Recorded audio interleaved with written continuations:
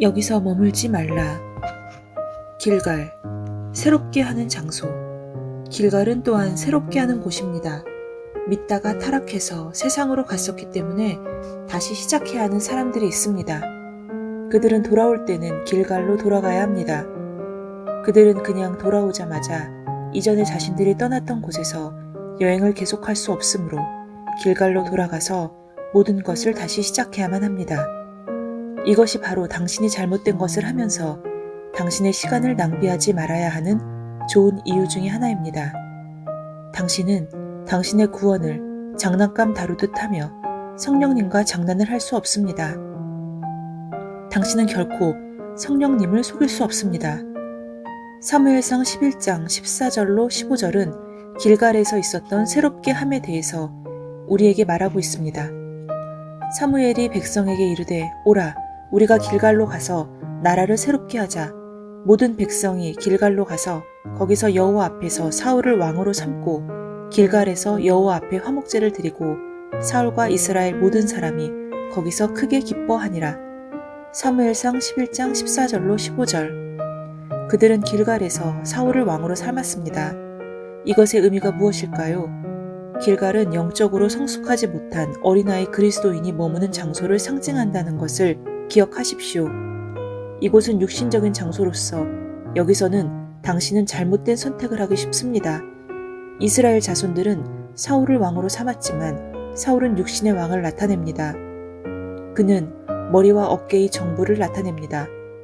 성경이 그가 이스라엘의 모든 사람보다 키가 어깨 위만큼 컸다고 말하고 있는 것을 기억하십시오.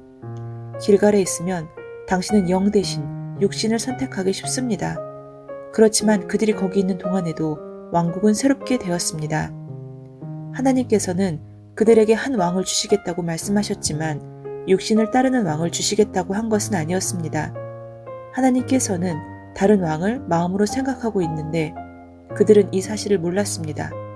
하나님은 보라 장차 한 왕이 공의로 통치할 것이요 이사야 32장 1절 라고 말씀하셨지만 그분은 하나님의 아들 주 예수 그리스도에 관해서 말씀하고 있었습니다.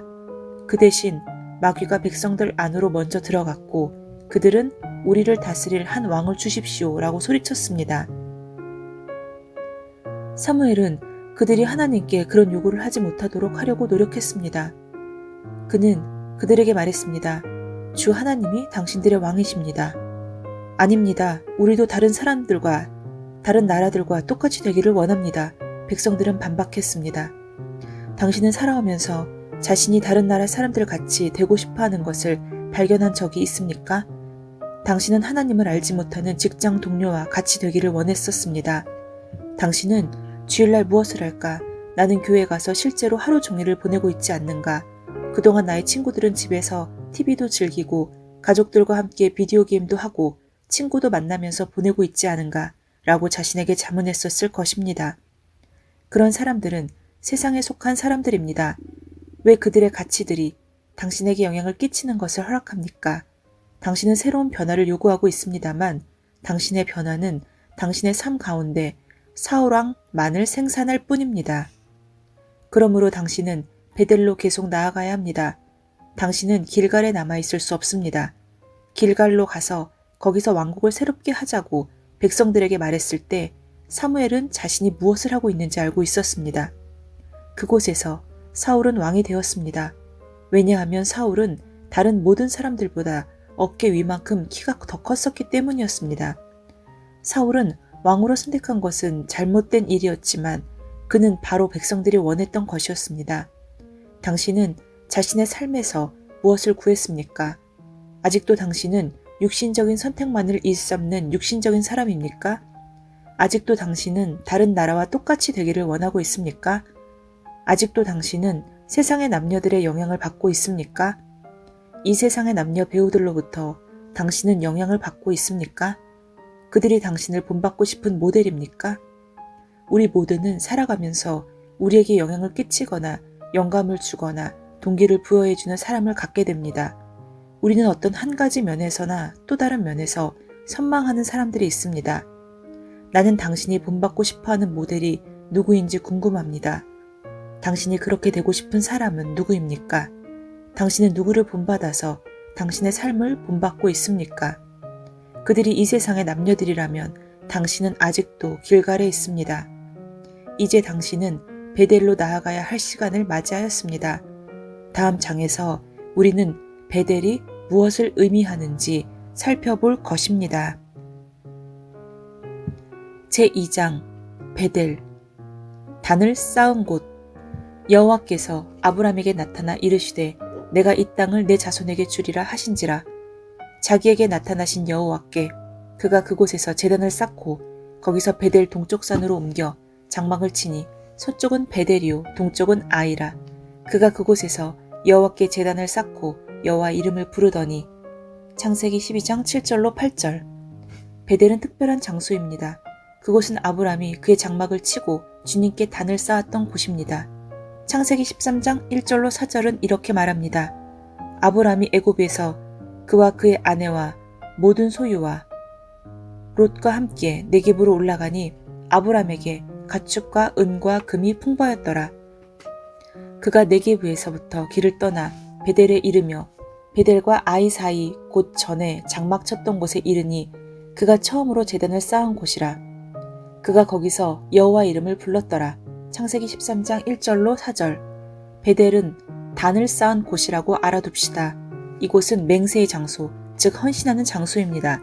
베델은 당신이 주님, 내가 가지고 있는 모든 것은 주님의 것입니다 라고 말하게 되는 곳입니다. 이곳은 당신이 주님 앞에 단을 세우는 장소입니다. 제단은 그 자체가 항복하는 것을 나타냅니다. 그러므로 베델은 항복하는 곳이기도 합니다. 당신은 그리스도인으로서 살면서 베델에 도착했습니까? 맹세와 헌신의 장소. 아브라함은 베델에서 단을 쌓고 주님의 이름을 불렀지만 그의 손자인 야곱도 베델에 가게 되었으며 야곱이 베델에서 한 경험으로부터 우리는 많은 것을 배울 수 있습니다. 꿈에 본즉 사닥다리가 땅 위에 서 있는데 그 꼭대기가 하늘에 닿았고 또 본즉 하나님의 사자들이 그 위에 오르락내리락 하고 또 본즉 여호와께서 그 위에 서서 이르시되 나는 여호와니 너의 조부 아브라함의 하나님이요 이삭의 하나님이라. 내가 누워있는 땅을 내가 너와 내 자손에게 주리니 내 자손이 땅의 티끌같이 되어 내가 서쪽과 동쪽과 북쪽과 남쪽으로 퍼져나갈지며 땅의 모든 족속이 너와 내 자손으로 말미암아 복을 받으리라. 내가 너와 함께 있어 내가 어디로 가든지 너를 지키며 너를 이끌어 이 땅으로 돌아오게 할지라. 내가 내게 허락한 것을 다 이루기까지 너를 떠나지 아니하리라 하신지라. 야곱이 잠이 깨어 이르되 여호와께서 과연 여기 계시거늘 내가 알지 못하였도다.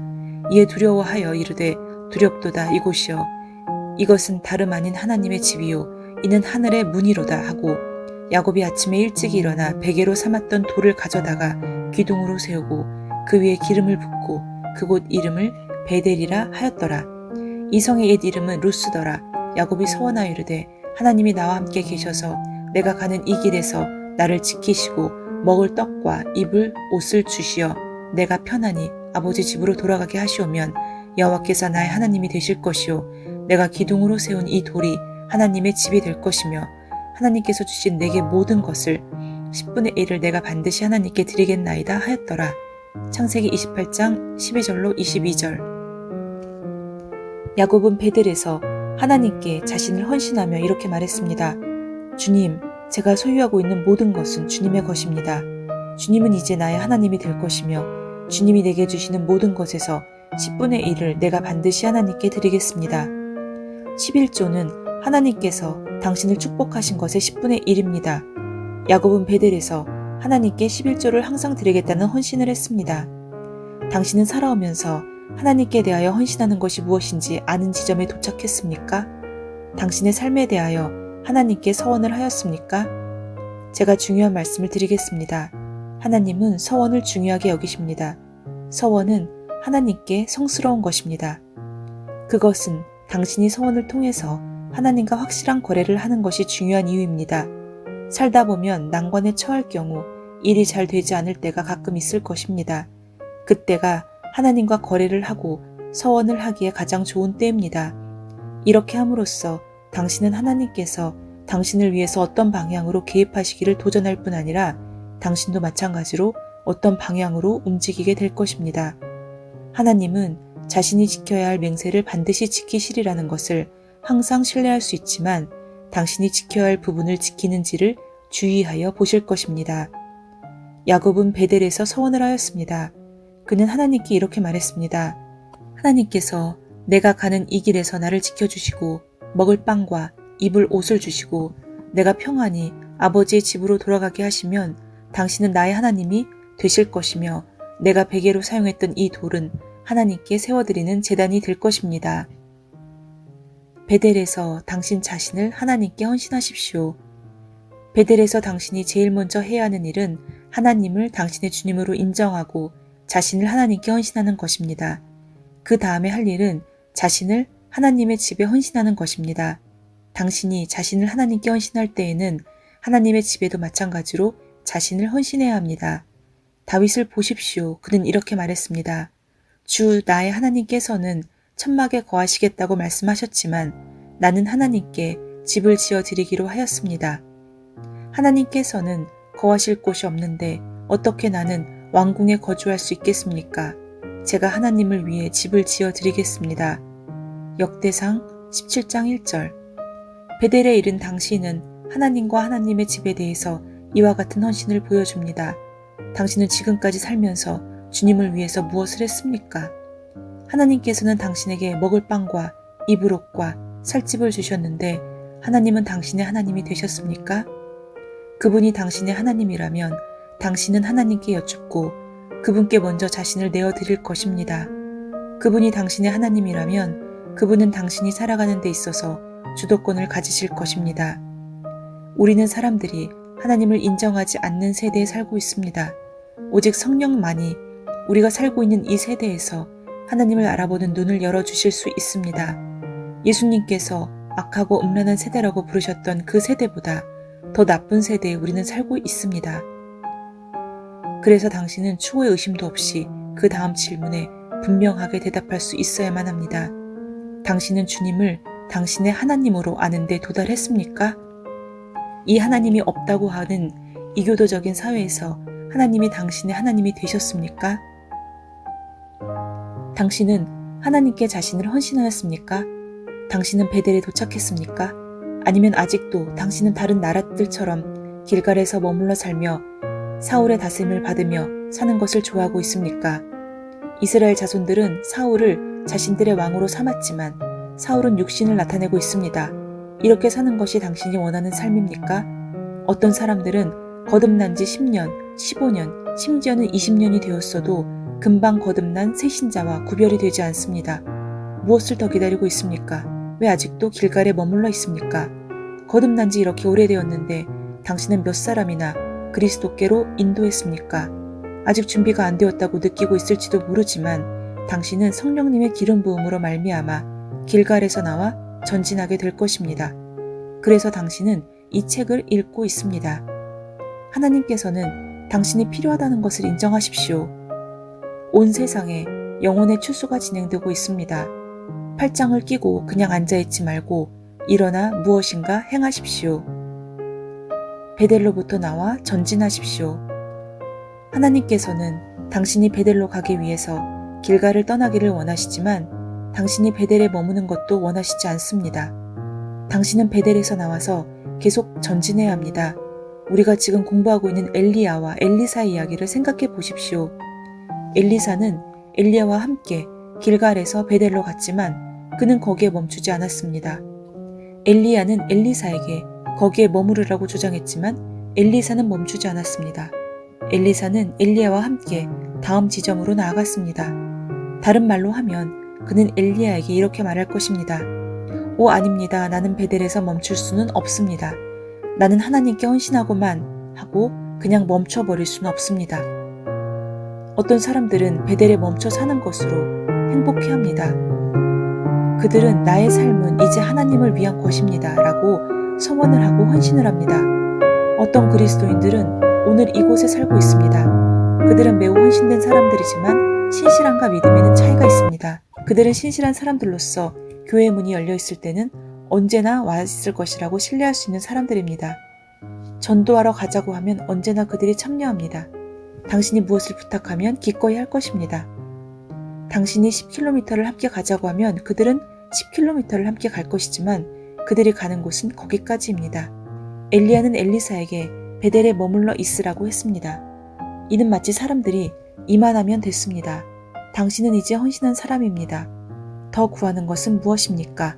라고 말하는 것과 같습니다.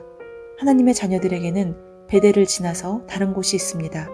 자신이 하나님께 대하여 헌신했다고 선언하는 것보다 더 좋은 곳이 있습니다. 가야 할 여리고가 있습니다. 아멘.